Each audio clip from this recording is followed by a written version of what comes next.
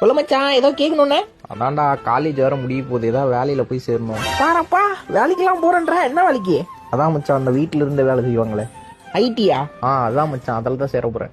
டேய், அதுக்கு கோடிங் தெரியணும், கூடவே இங்கிலீஷ்லாம் வேற தெரியணுமேடா. அதெல்லாம் எனக்கு தெரியும் மச்சான். அப்படியா? இருடாடே, வாட் இஸ் உங்க தாத்தா நேம் சொல்ற? மை தாத்தா நேம் இஸ் குப்புசாமி.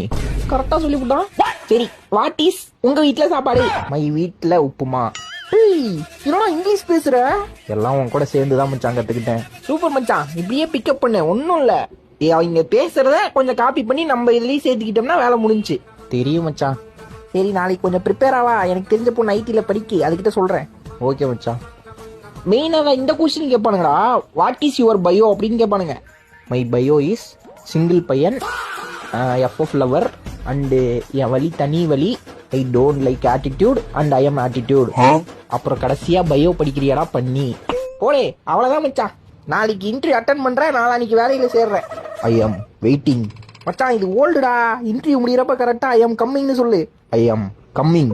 அவ்வளவுதான்டா, வேலை கன்ஃபார்ம்.